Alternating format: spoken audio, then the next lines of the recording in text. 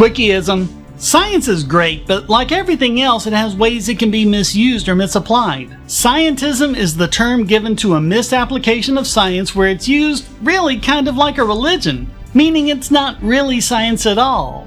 It's something that was noted by many scientific luminaries, including Karl Popper and F.A. Hayek. They noticed a lot of people treating scientific principles or conclusions as though they were statements about ethics or morality, or directing political policy. Certainly those things should be influenced by science wherever it's appropriate, but there's a difference between having your policies informed by reality and having them directed by a misapplication of scientific authority.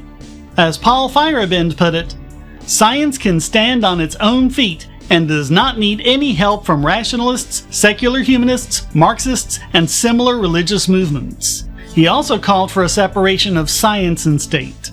It's not difficult to see why. Take the Marxists he mentioned. They claim to be operating from a completely scientific standpoint, but see if you can get any of them to describe their central tenet, labor theory of value, in any way that doesn't use a word such as exploitation, a word that expresses a particular value judgment, and when it doesn't, it's effectively meaningless. But science isn't there to make value judgments. It's there to try and determine what's real and what isn't.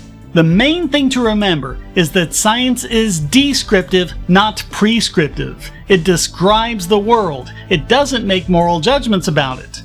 If you have to stick a word like exploitation into the definition of your theory to load it up with a moral judgment, you just aren't doing science.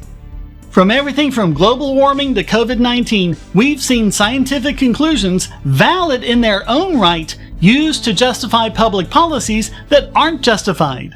Notice how unproven or even completely debunked ideas like carbon credits are pushed as the gospel truth of science, while actual solutions like nuclear power are shunned and even lied about. Or how the role masks and social distancing play in the muting of disease progression becomes a commandment from almighty science: thou shalt not go outside without a mask. And in the extreme, forced lockdown of even the healthy population, completely unprecedented in disease interventions and shown by actual scientific data to be ineffective. And even worse, the extended effects of carbon credits or lockdowns are ignored, even when those effects put human lives at risk, especially those of poor and marginalized populations.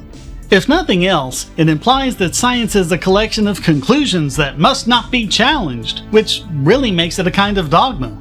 The key is to see what happens with scientists who are promoting competing theories or going against the orthodoxy. Are those competing theories tested and examined, or are the scientists who promote them publicly shamed or even silenced? Those are not the tools of science, which means all of scientism is actually the enemy of real science, not to mention the public at large.